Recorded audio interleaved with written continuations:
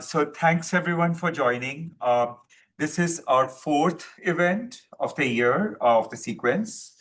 And today I'm especially pleased to have one of the most insightful and entertaining speakers we have had to date. Not that the previous ones were any slouches, but it gets better. It's Dr. Kathryn Sorensen from the Kyl Center for Policy at Arizona State University. And she's going to be talking about how to make American reservoirs great again. This is a case for water optimism in the arid West. Welcome, Kathryn. And we'll go for 45 minutes or thereabouts. And I'll track questions. If you guys have, please put them in chat. And then we'll go to Q&A. Thank you so much. Thank you, Manu, for including me. I'm really honored and now feel under great pressure to be entertaining and insightful, I think is what you said. I just, for fun, wanted to make the case for optimism. I tend to be an optimistic person. I think there are some good reasons to be optimistic in the arid West regarding our water challenges, even though those water challenges loom large and look like they're going to become even more difficult to overcome over time. But before I launch into the heart of the matter, I want to take you through just some basics. And to the water wonks out there, I know this is stuff you already know, but sometimes I think it's worth taking a moment to kind of reflect and review and just remember some really important things. Next slide, please. Or you know what, I can probably do this if that's... Yeah, right. Okay, I'll use that. So the water cycle, of course, is the process through which water circulates between the Earth's oceans, atmosphere, and land. You guys all already know this. And water, of course, is constantly moving around in time and space and doing kind of weird stuff, like all fugitive resources. And at times that makes it really difficult to manage. Water management, of course, involves the manipulation of that cycle. And we manipulate water in a lot of different ways. We intercept it, we change its course and deliver it to places it would not otherwise have gone. We store it in time, we change its end uses, we alter its quality, we steal it from each other, we build defenses against it and move it out of places it causes harm. We give it paper names and build whole institutions around it. So for all the kind of crazy ways that this fugitive resource behaves, we try to find ways to wrangle and tame it. And if you think for a moment what it would mean if humans did not manipulate the water cycle, you'll think about some pretty profound things. You would have to live very, very close to a water source. And living close to a water source would make you really vulnerable to flooding. And if we didn't manipulate the water cycle, not only would you not be able to eat fresh produce pretty much year-round, you'd probably just be hungry all the time. And if we didn't manipulate the water cycle, it would, of course, impact your daily life in innumerable ways. And your only job would be hunting and gathering, because that's about the only job that isn't fully dependent on the manipulation of the water cycle. But in reality, I thought like these two things kind of summed up perfectly what the impacts would be. One, you wouldn't have a smartphone. And two, you'd probably catch typhoid. So it's really important that we manipulate the water cycle. So the question is not whether to manipulate the water cycle, it's how to do it in the best ways. Like how to do it in a way that maximizes the benefits to humans and minimizes costs to the environment and others, while also respecting that water is just different, right? We hold very strong cultural and religious norms about its use. And we also need to do our best to make sure that we're providing equitable access to all the benefits that manipulation of the water cycle affords. I do consider myself to be an environmentalist. Others might not agree with that, but I think I am one. My favorite memories are of fishing with my dad and camping with my cousins and forcing my kids to go on very long hikes through our desert mountains and canyons, other than my family and friends and my dear colleagues. There's really nothing that I care about more than this beautiful place that we call the arid West. And I will tell you, there are times I wish fewer people from, Minnesota or Wisconsin or wherever had come here, because they do impact our environment. And I selfishly want to hog it all for myself, right?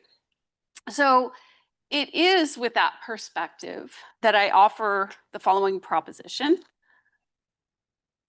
that our fundamental purpose is to improve the human condition. That's why we're here. And even if you don't agree with this proposition, if you believe that nature has rights equal to or more important than humans, which I respect, here's the kicker. If you don't improve the human condition, you also will not have environmental protection. And that's why the poorest countries, for the most part, also have the most degraded environments.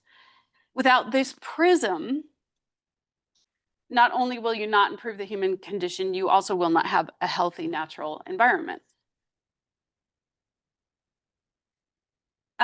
Manipulating the water cycle is the best way to improve the human condition. And this is from the UN, if you don't believe me. Water is at the core of sustainable development and is critical for socioeconomic development, energy and food production, healthy ecosystems, and for human survival itself.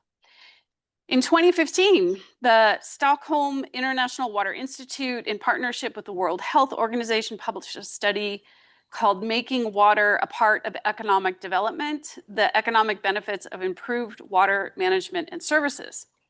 Basically, it says that water development is economic development.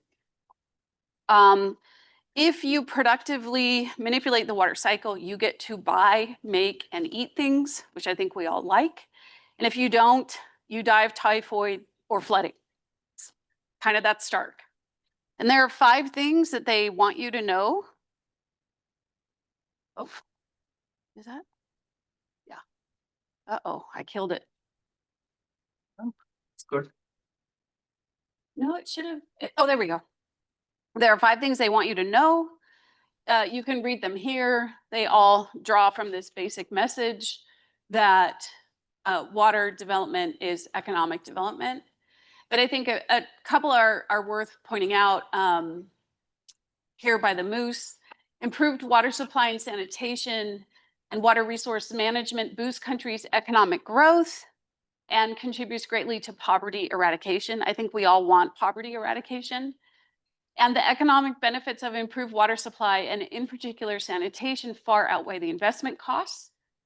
National economies are more resilient to rainfall variability, and economic growth is boosted when water storage capacity is improved.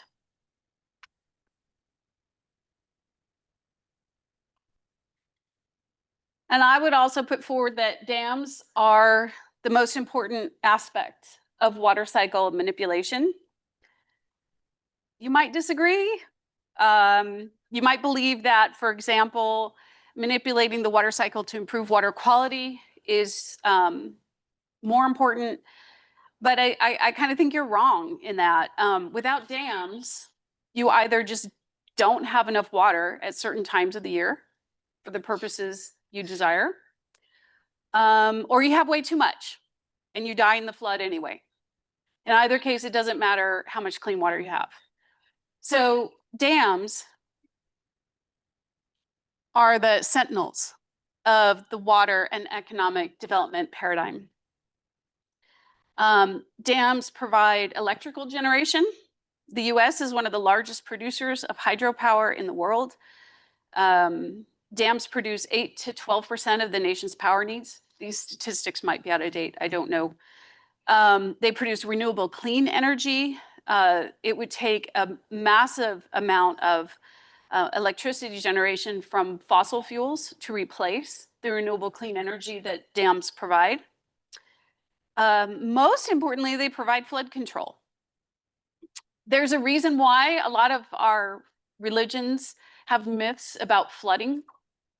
And that's because, back before there was large scale manipulation of the water cycle, we had to live by the river and the river flooded. And that caused loss of human life and property and other valuable things. Flood control is really important. Dams provide water storage. So they create reservoirs that are used for multiple uses: fire control, irrigation, recreation, domestic and industrial water supply, and more.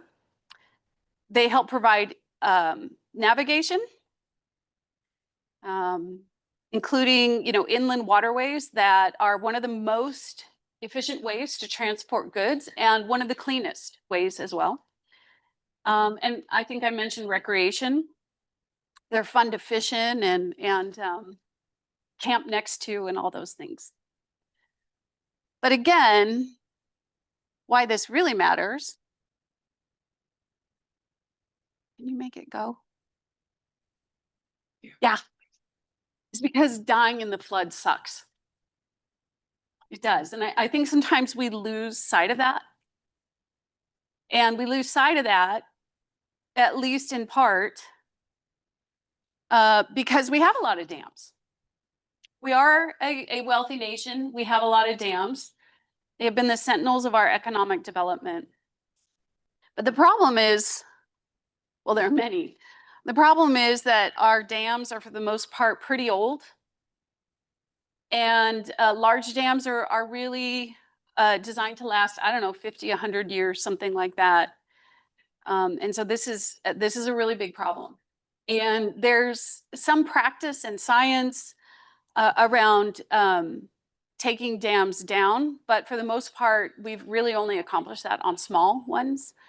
And the science of taking down a large dam is a bit iffy, and it's concerning because we have a lot of these. Also, sedimentation behind dams is a really big problem.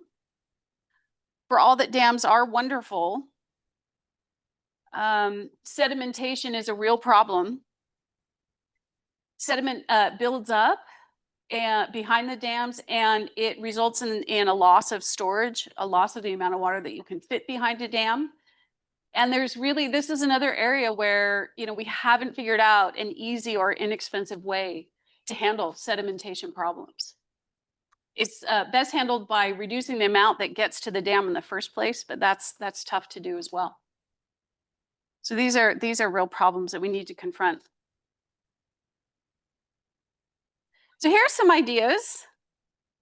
Invest in aging dam infrastructure because the consequence of dam failures is just awful. And we can't let that happen.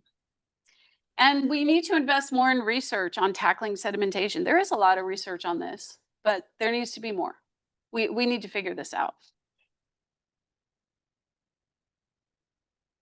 Okay. There are a lot of objectives to storing water in a reservoir.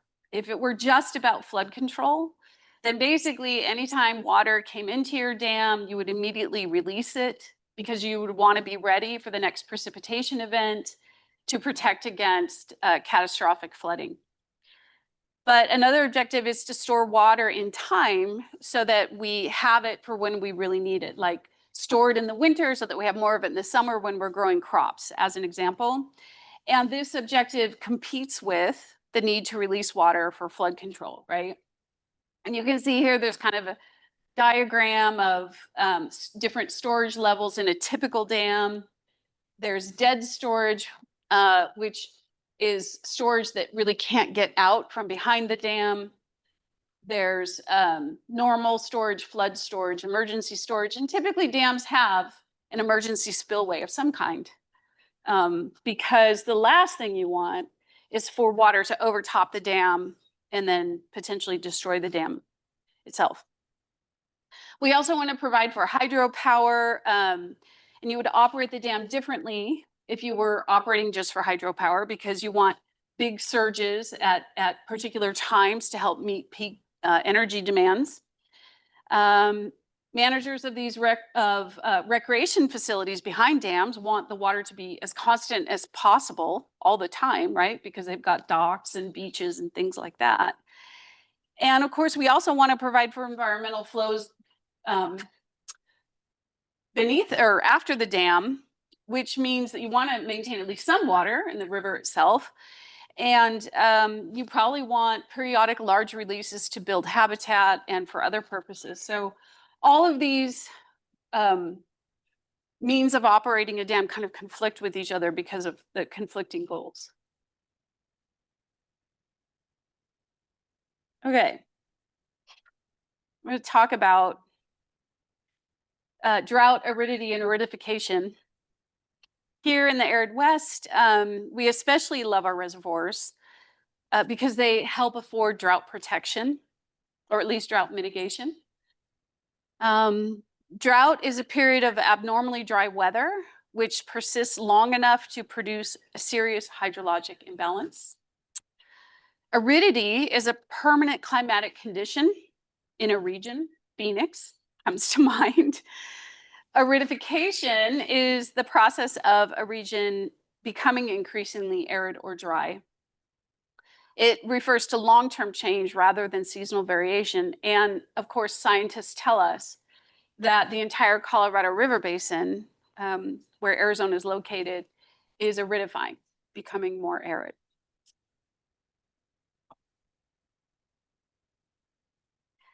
And of course, the two largest reservoirs in the United States are here in the Colorado River Basin. You can see Arizona, Utah, Colorado, Wyoming, New Mexico, California. Glen Canyon Dam, Hoover Dam form Lakes Powell and Meade, the nation's largest reservoirs.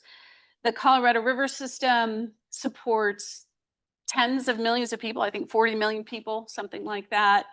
A massive amount of agriculture. It's hot and dry here, so that means we have a really long growing season. The crops love the sun, so we can grow crops very efficiently. A lot are grown in central Arizona, in the Yuma region, and in the Imperial Valley. And of course, a lot of this water is exported out of the basin for the cities of Southern California, Salt Lake City, the Front Range, including Denver, and into Albuquerque in New Mexico. And so it also supports 30 tribes. It is, suffice it to say, the river of the Southwest. It is our lifeblood. And with the help of the federal government here in the arid West, we have built these very large reservoirs. These are two, there are many more. They need to be large because in the summer, when it is hottest and we're growing lots of crops, we need a huge amount of water here because it is so hot and dry. If large precipitation events come only rarely, which typically is the case out here where it's arid, you want to have a really big reservoir so that you can capture as much water as possible because you don't know when you'll next get the chance. So our reservoirs are big.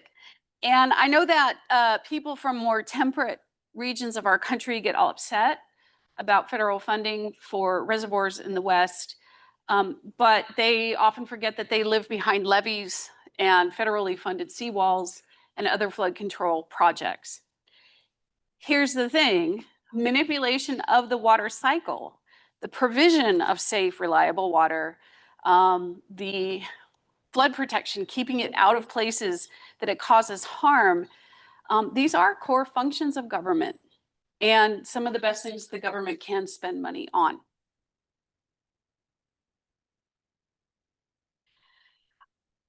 We have some real problems in Lake Powell and on the Colorado River system in general. The 7 states, the tribes that share the Colorado River agreed on operating criteria for these reservoirs back in 2007. 20 years later, those criteria are about to expire. They expire at the end of 2026.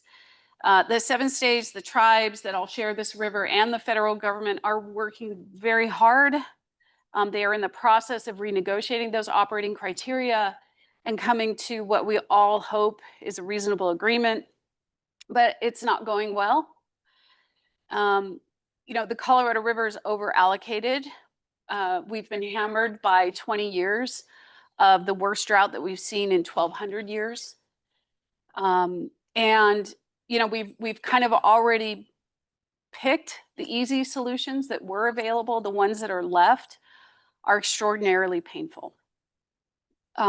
So these are just really challenging times.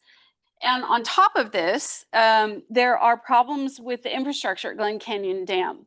The Bureau of Reclamation announced that they are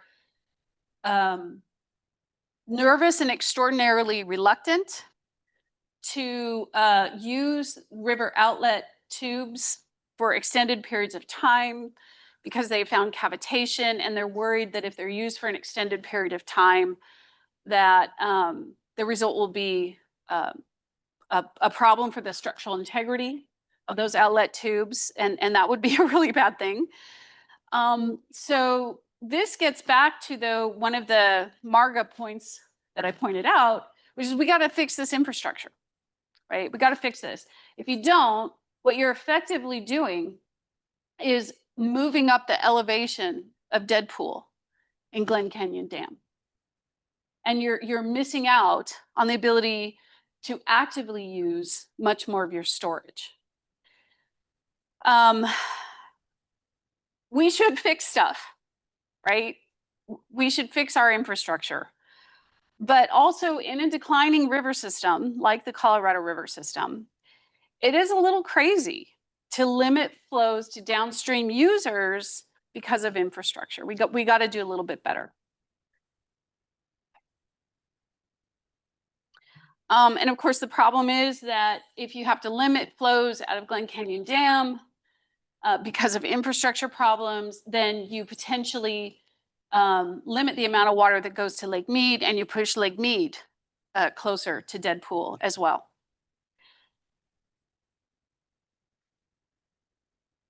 And Dead Pool is a really serious thing. This river system supports the major cities of the Southwest, nearly all the country's winter vegetables, massive industries, including the newly located Taiwan Semiconductor Manufacturing facility here in Phoenix. The river system can't fail. So we need to fix the infrastructure so that we can manage these reservoirs as flexibly as possible. And if the states can't reach agreement on new operating criteria for these reservoirs, then the federal government needs to use its bully pulpit, because we got to get there. Okay. Let's go back to the multiple objectives of storing water real quickly. If it were just about flood control, we'd just empty this thing every time it rained, right? But another objective is to store water so that we have it when we need it most. The rules, but the problem is the rules and policies under which we regulate the releases of water from dams in the arid West were for the most part written during a time of wetter hydrology. So the risk curves for those releases are just potentially fundamentally different today than they were when those rules were developed. Current regulations will dictate that once water in a dam reaches a certain level, it has to be evacuated in anticipation of another precipitation event. Because of course the main purpose is flood control.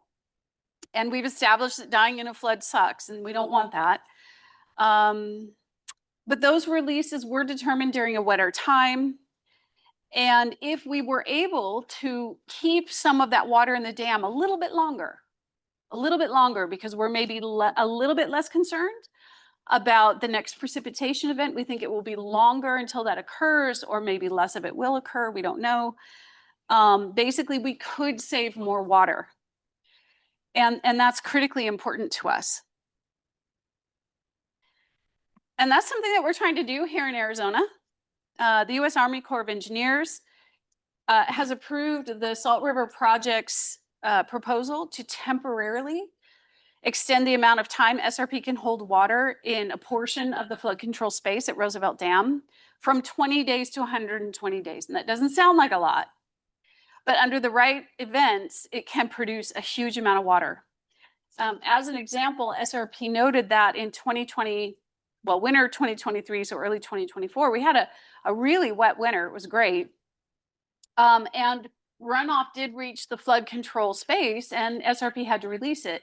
If these new operating rules had been in place, they could have saved about 100,000 acre feet of water. That's enough water to support about 330,000 households in the Valley of the Sun. It's about a third of what the city of Phoenix uses annually. It's a lot of water. And we could have put that to good use. I have a quote here. Says SRP recognizes the need to carefully manage every drop on the watershed while maintaining the safety of dams for our communities and protecting the environment, said Leslie Myers, SRP Associate General Manager and Chief Water Resources Executive. SRP will continue to find ways to improve infrastructure, policies, and technologies to ensure reliability for Central Arizona. Good for you, Leslie. That's what we need to do. Changing the rules on this dam is a multi-year effort.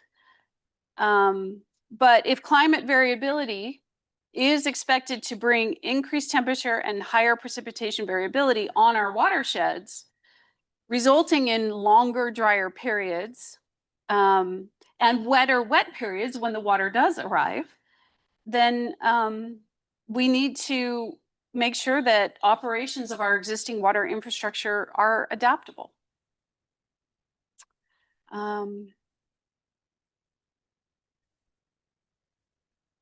Okay.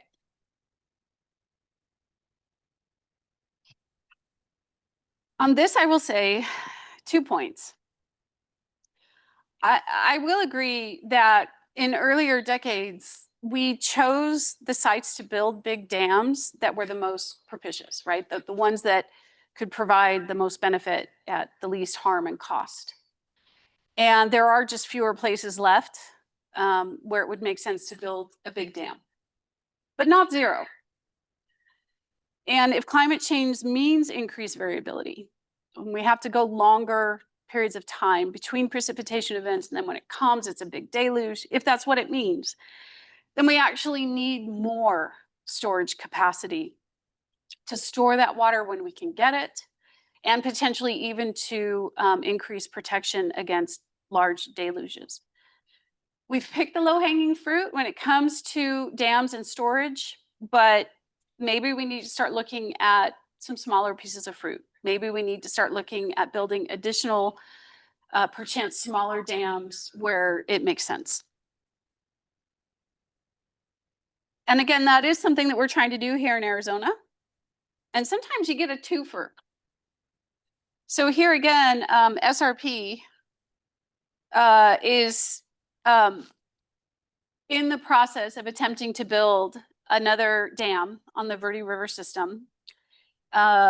It will help with some of the sedimentation problems and replace some of the storage from those sedimentation problems that SRP is already experiencing.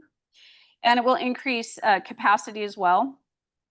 SRP notes that in that wonderful wet year, I wish we'd get another one, in 2023, they had to release water from the Verde River system because they just didn't have enough storage for it. And it would have been really great if they'd been able to store that water. We could have really used it. And it helps also protect us from what are potentially really devastating cuts to our water supply off the Colorado River system. So the Verde River system can help increase our resiliency as well. The total project is estimated to cost around $1 billion, which is a lot, and I'm sure it will be very complicated. But this is a list of the entities that are interested in participating, and this long list tells you that there is interest in and need for additional storage in the West. Okay, make American Reservoirs Great Again. Make the most of existing dam reservoir storage. Fix infrastructure. Reevaluate hydrology. Let's re-regulate these dams based on current hydrology, so that we can capture more water when we need it and store it for longer periods of time. And a sub idea would be fun. There's a lot, there's a vast amount of research on proper risk curves and releases from dams, but there could be more. And wouldn't it be great if there were some kind of great, science competition? Let's get some of these young brains working on this project. It would be an amazing project, because it is a really complicated math problem. It'd be fun. But we also need to be transparent and have an open dialogue with the public about what this means, because there are really big trade-offs involved in this. And depending on those dialogues, depending on the trade-offs of benefits and costs, maybe we do need to build more dams. This is what the world looks like when you build more dams. It's awesome. Look how happy people are. Look at that. They're so happy. It's great. But dams are super bad for fish. Like super, super bad.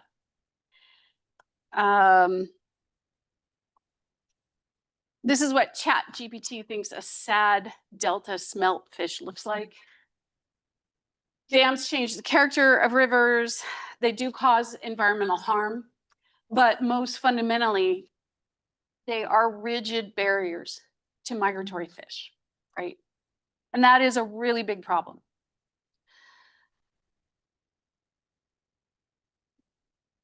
Entered the Endangered Species Act, which we've had since 1973, thereabouts. I might have that wrong. It has been successful. It has been a really successful program. 99% of species listed under the ESA have avoided extinction. That's a good thing, because we are environmentalists. We all love it.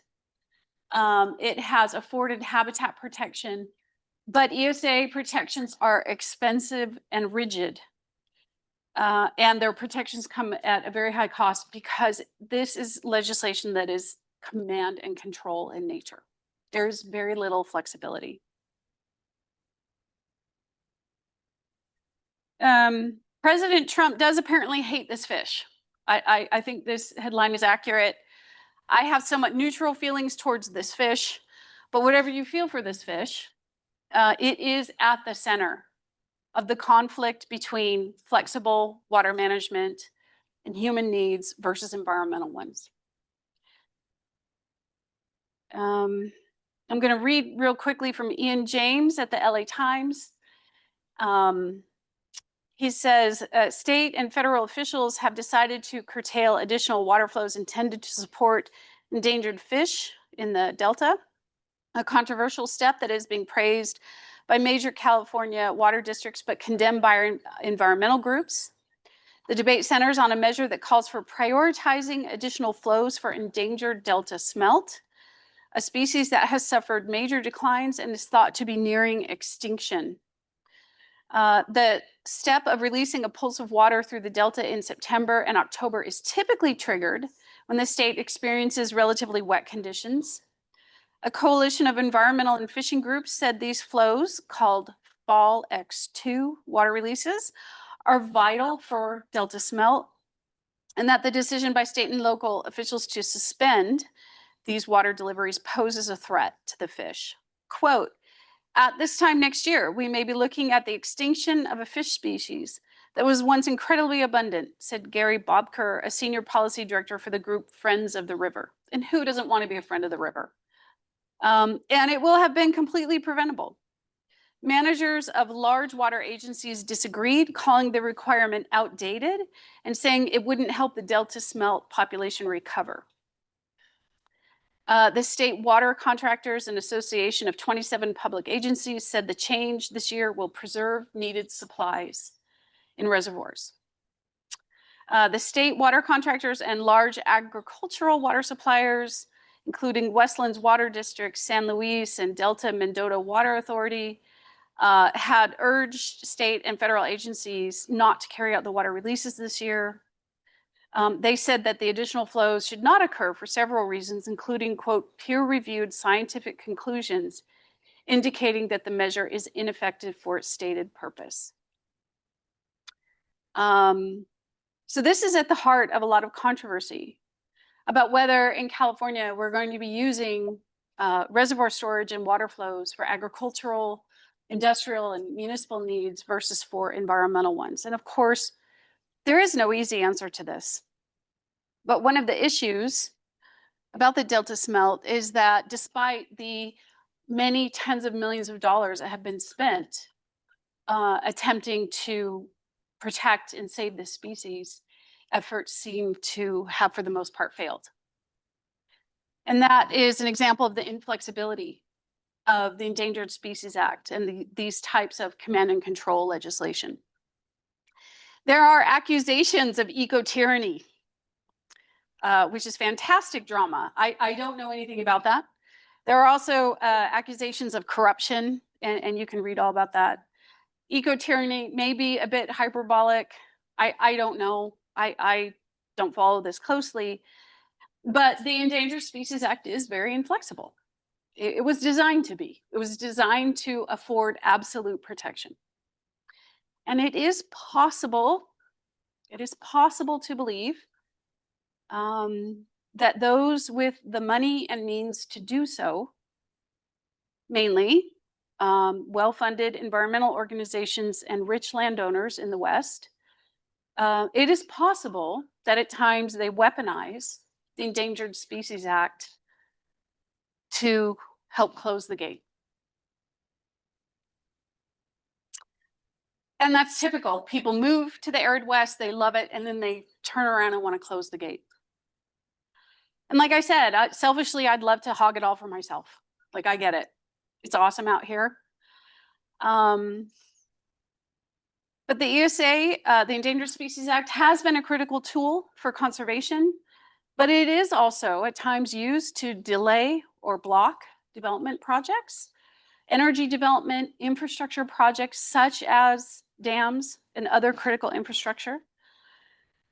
It has been used to restrict land uses.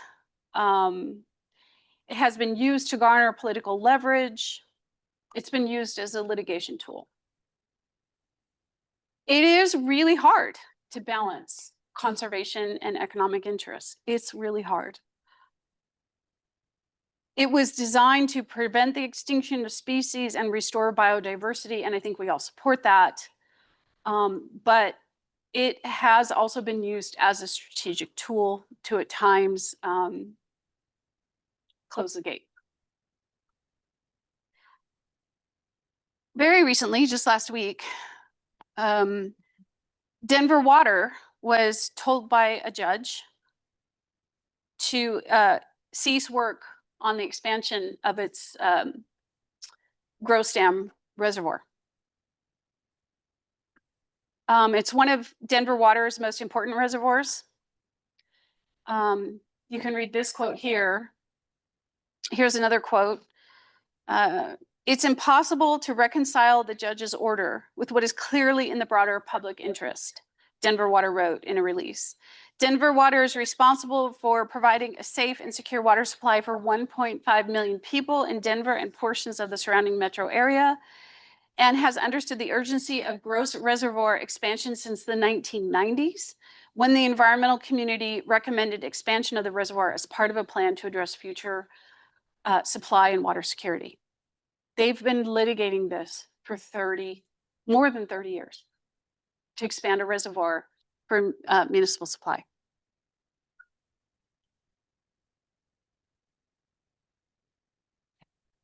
We view this decision as a radical remedy that should raise alarm bells with the public, not only because of its impacts to water security in an era of longer, deeper droughts, catastrophic wildfire, and extreme weather, but because it serves as an egregious example of how difficult it has become to build critical infrastructure in the face of relentless litigation and a broken permitting process, Denver Water's statement said. Okay, so back to making American reservoirs great again. Reform the Endangered Species Act. Again, if you don't provide for human needs, you won't be able to provide for environmental ones either. I'm no expert on the Endangered Species Act. I dare not offer ideas on how this could be accomplished. That's for smarter people and better minds to figure out. But I do know this: it shouldn't take Denver Water 30 years to expand a reservoir during a major drought. Having served as head of Phoenix Water Services, I know the importance of providing for a safe, reliable water supply for millions of people. I know the pressure of it. I know its importance.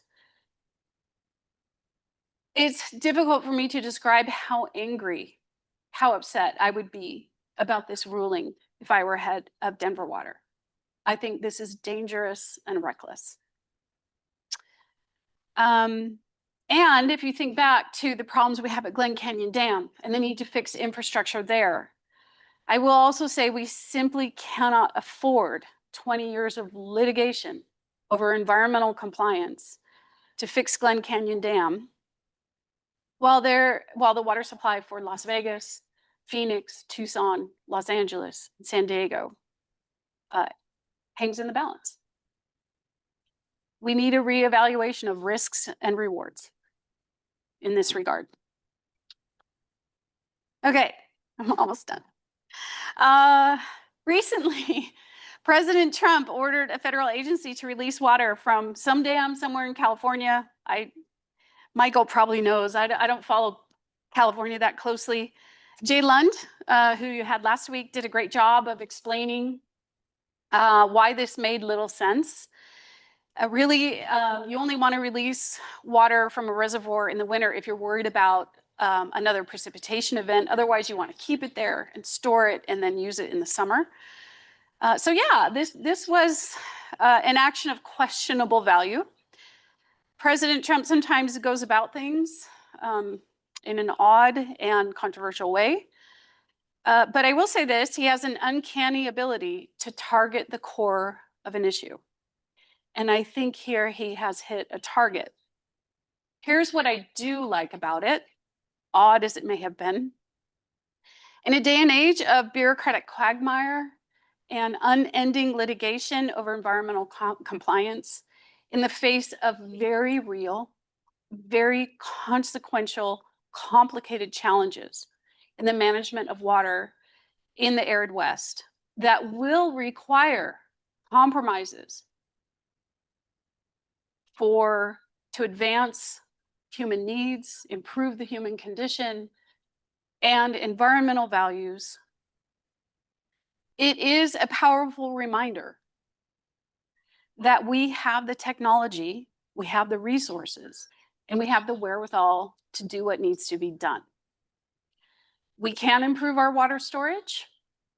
We can stop the weaponization of litigation that serves only to protect the wealthy and close the gate on opportunity. And we can repair our infrastructure. So we can, in fact, turn the valve. And I hope we do so. And I'll stop there. Okay, thanks so much, Kathryn. Questions are more very welcome. I'll just say that you just gave the talk I normally give, except way more effectively. I don't know how to do that. Great I need minds. to learn. Thank you. Yeah, so we are open for questions. Pending, I don't see any on chat right now. I think if you guys, Because I was really convincing, so. I think if you guys want to raise a hand or actually just start talking with a question, we can hear you most likely. So that's also welcome. But we have some people here, so maybe we'll get started with questions from the live audience. If they have any. Yeah. No. Your thing's probably. Well, you talked about the Delta smells in California, and I worked on that for a while, 40 years ago. Yeah, so there are a couple of the state California diversions. Thank you. In I'm forgetting the dates now. The early 70s, And then there was the drought in 76, and measures that were taken, that were ordered, I'm forgetting, 1968 or anyhow, to protect the Delta smelt, failed to do so. So these, and it may be that the reason was that there were induced species in the 76 drought, which changed the hydrology and allowed predators to come in. So this, has continued as an issue. I was involved in the mid-80s. But so efforts have been made not by the California State Water Resources Board, by the California's water rights, not just the Endangered Species Act, but the smelt hasn't recovered. So so there are two things. Is this, it's a changing system. This is one. But there are two perspectives. One is who should bear the risk? In other words, you have water users, you have the needs of an ecosystem or a species. So you could require measures so that the water users don't face risk. You could require measures so the risk that the Delta smelt go extinct are lower. And there's the question of how you balance that. This is not the format of the endangered species. I'm thinking like an economist talking of balancing rather than but the balancing is a hard question. And the other thing is, suppose it turns out that it's not possible to protect the Delta smelt. In other words, there are cascading changes and things. When do you kind of pull the plug and say, we would like to give you protection, but at some point we give up? It's like a human patient, when do you just switch off the machinery? And so those are the questions. How you figure out an answer to them is extremely difficult. And it's not the endangered species framework, but that is what's going on. Yeah, no, absolutely. And that is a really difficult balance to find. And I would say that it's not just the rigidity of the absolute protections afforded by the Endangered Species Act. It's the fact that in many ways, the Endangered Species Act and similar environmental laws give a veto power through the threat of litigation to a vast number of special interests that may be, acting in everybody's interest, but may also not. And that's really hard. Similarly, the other laws that are command and control legislation, the Safe Drinking Water Act, the Clean Water Act, have some similar problems with them. The Clean Water Act in particular, it sometimes impacts the temperature of the water that can be released into a body of water. Makes sense. Changing the temperature is bad for fish. But what if the world is changing and the water is warmer anyway? Are you judged against the old baseline, the new baseline? Is it compounding, efforts that then you have to pay for? Like, who pays for that? Those types of challenges are just really, I don't have any answers. I don't know. I hope smarter people figure that out. Thanks. So just a question based off of your experience in city politics about redirecting political energy for these projects. Because obviously, as I can see here, a lot of energy is out there to go do more work with water. But as this story illustrates, sometimes that energy gets directed to initiatives that don't make a lot of sense operationally. And that's not just the case for this. We've been taught, there have been, since the beginning of water projects, there have been water projects that have not made sense. So I was wondering about what your ideas or thoughts are about how we as water experts and as water managers or as people in academia around water can help redirect some of the current sentiments that we are currently in to projects that do make sense?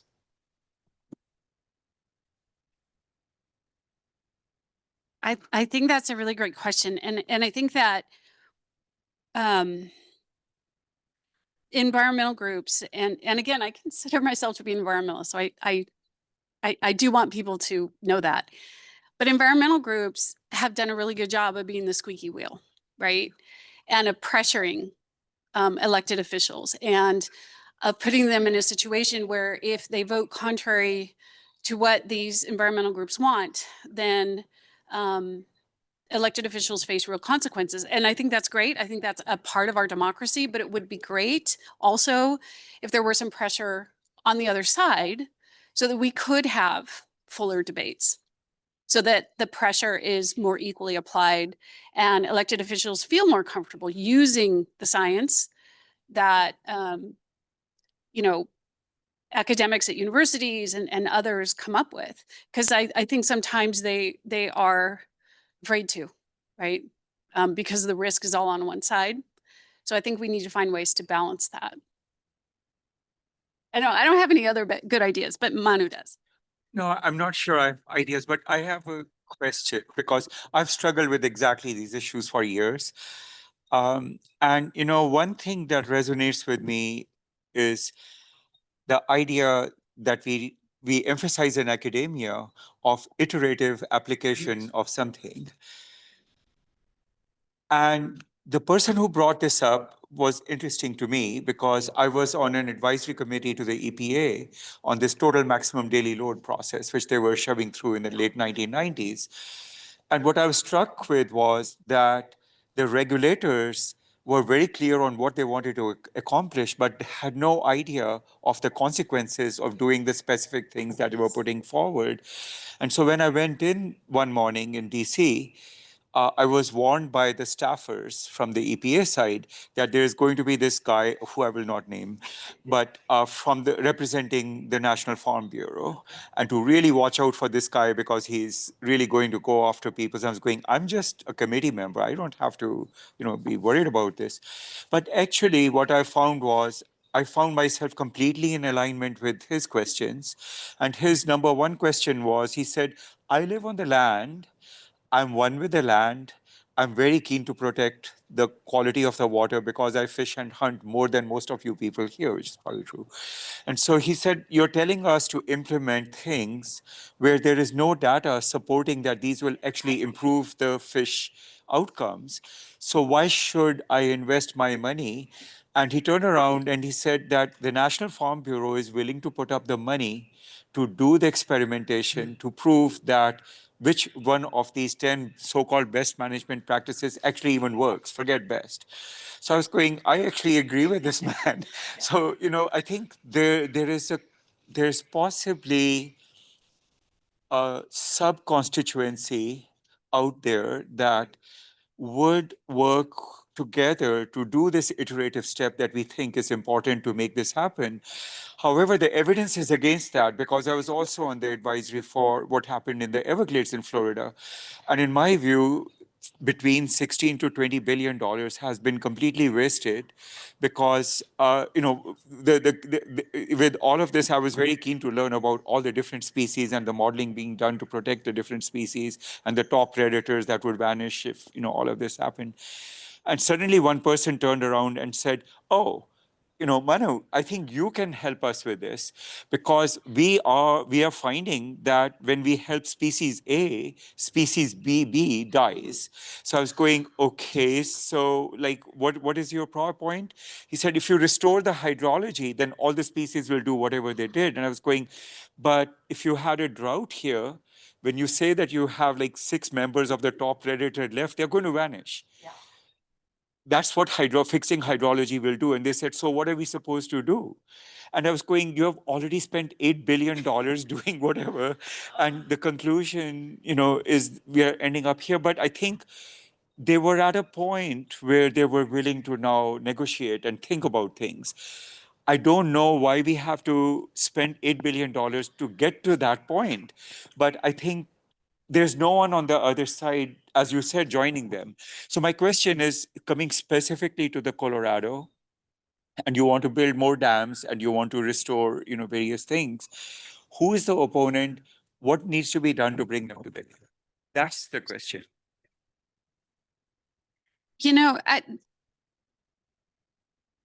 I think it's a coalition of interests, right? I think it's a coalition of the farmers, the major industries, the high tech. Arizona's economy is really changing.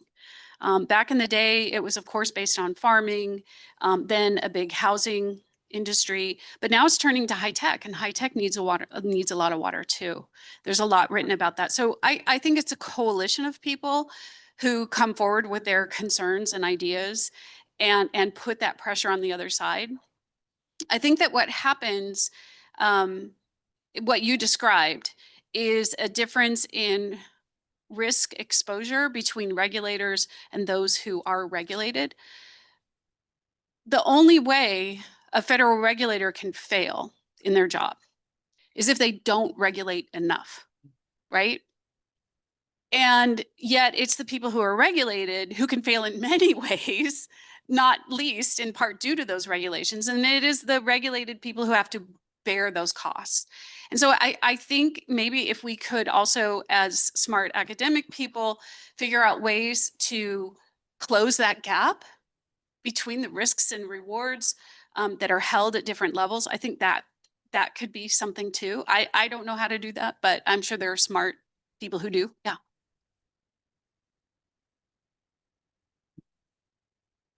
So this has been at the heart of the Bay Delta in my own experience. Now, there are a couple of angles. One is the Bay Delta process started in 1977, or restarted. There'd been a court decision 10 years earlier, and it was appealed, and the whole decision process restarted. And I was involved 4 years as a staff member of the Water Rights Agency. And at the beginning, and for 4, 5, 6, 7 of those years, it was litigated science. So each side, environmental groups and the various water users, ag, urban, had their experts and was battling experts. And at some point early, some entity created the Bay Area, I think it's called Scientific Modeling Forum. And that was an organization which started meeting, I don't know, bi-monthly or something like that. And I was on the mailing list for years. What I noticed looking back maybe 6 or 7 or 8 years after the sort of court hearings was eventually the experts talked to one another. And so instead of having 2 experts, they sort of understood one another. Now, this was maybe 6 years later or something, so it didn't happen overnight. There's an analog. So Australia has, in civil cases, an unusual legal practice compared to America. You have civil suits, you have expert witnesses. And in America, each side calls its witnesses. And in Australia, they form a panel of expert witnesses from all the sides. And the lawyers ask questions, and the expert witnesses, it's not just that they answer questions, they can discuss what the other person said. So they form a panel. And my sense is, you get a much more meaningful dialogue rather than this. Well, there's one other comment I'll make. And so what I'm saying is, in a way, these are difficult decisions. Having, legal rules, it's a problem, or having bureaucrats is a problem because they can fail if they don't act. Right. They won't, their view is if the outcome doesn't work out, that was science, not right, exactly. And so that, but in the other direction, I'll mention one thing. So I've written a history of California water decision making, and what has happened for decades, maybe 5, 6 decades, is the political process, the political leadership threatens to take action, but then backs off and says, you know, I'll come back in 5 years. And if you haven't worked things out by then, damn it, I'll intercede. And that never happens. The thing about the legal process is judges have to make a decision. See, and so you get through the political process postponement and lack of resolution of decisions for multi-decades. When it goes before a judge, the judge kind of can't say, well, you know, I don't know. Why don't you come back in 5 years and then I'll figure out. But it is that threat of drawing out the process. Only if it's credible. That creates these situations, right? Where that's the veto power that a lot of these groups. So in theory, the answer is a science court. But let me just say the larger question is creating an institutional framework for decision-making that works out better than the framework we've ended up with. Agree. So we have an online one, so looks like there's another in the room question. Thank you. Related to the science court you mentioned, after all this news about delta smelt, water release, eco-tyranny, I went back to literature. I wanted to find one comprehensive study on environmental release. Like what fraction do we need to release for a healthy environment? There are so many papers on small segments of this river and that river, nothing comprehensive. Like in California, we release about 50% for the environment. Why 50? Why not 40? Why not 60? That is so fundamental in all of these questions. How much water do we need to release to have a healthy ecosystem with respect to its delta smelt, but also other species, vegetation, and so forth? I could not find, and I worked really hard on this. I really wanted to find one reference that says, for these reasons, we need to release 50%. And when you don't have such a fundamental study, that you don't have that science, how can you answer these questions? So that's a major issue. So you have to go back to drawing board and answer some of those really important fundamental questions. 100%. Agree. And yeah, but it does kind of make you wonder, right? I mean, are there times where the intent is to protect a species or a habitat, or are there times where it is just being used for some other purpose because it can be, because it's a great veto power to have? Aurelie, it's yours. Thank you. First of all, thank you for a great presentation. I really enjoy the way that you tackle this topic. Thank you for the comments. And, you know, as I was listening, I kept hearing a lot of like coalition and need for research.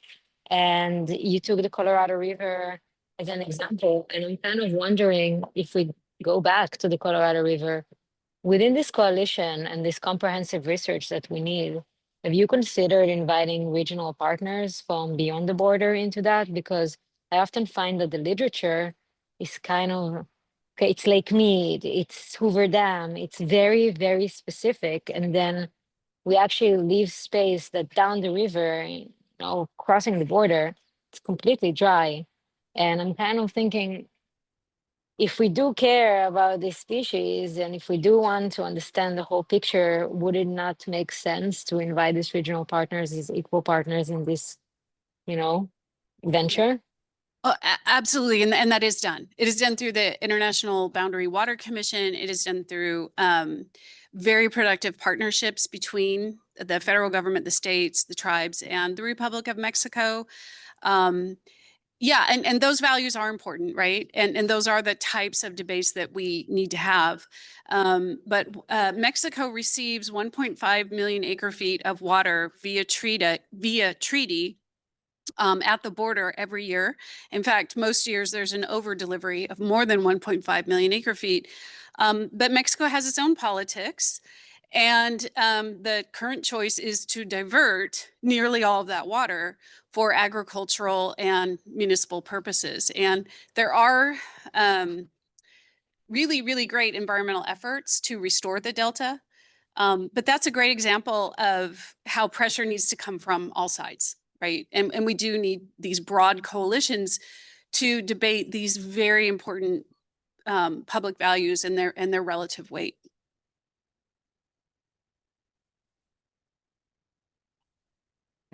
Okay, thanks. It seems like there's one more question from Stephen. Correct. He says, regarding the messaging of the benefit of building more dams, how would the issue of Mead and Powell facing chronically low storage over the last 2 decades be remedied by building more reservoirs? I'm curious about any specific projects that are proposed to improve water supply to the Colorado Basin. Could water management or policies be more effective and less expensive approach to surface water issues? I'm glad he asked that. The answer's probably no. I will tell you that for all I am in favor of looking at places and situations where it makes sense to potentially increase storage. The Colorado River system itself is over allocated. And in an over allocated river system where you're already drawing from the storage on a very regular basis, I don't know that increasing storage, particularly on the main stem, would help. But increasing storage on the tributaries, potentially. And I think those are the kinds of things that we need to look at. Great question. That's what the SRP project's about. That's what the SRP project is, exactly. I think it's the right time to ask these questions because he asked this question. So as per the graphs you showed, the number of dams in the US, 60s was the maximum. From 60s to 69, there was the more than 19,000 dam built in America. It's like, and after that, the number goes down and down and down. So my question is the time to build a mega dam is ended? Do you still need more mega dams, or we have to build smaller dam as per the local need? This is my questions, right? And in your presentation, you talk about the biodiversity, instance the fishery, but there are some cultural aspect, social aspect, right? So in the upper riparian area, right? So how do you manage the inundation problem? How to manage the displacement problem? We have to take out the city or the village from the upper riparian area. So who will compensate there? And there's a cultural issue and justice issue. So how do you deal these kind of things? And then yeah. I don't know. And I think you answered that better than I ever could, right? But I do think those are the debates that need to happen, right? And yeah, we've already picked a lot of the really good spots. I don't know what's left out there, but I do know it's a changing climate and we have to address it.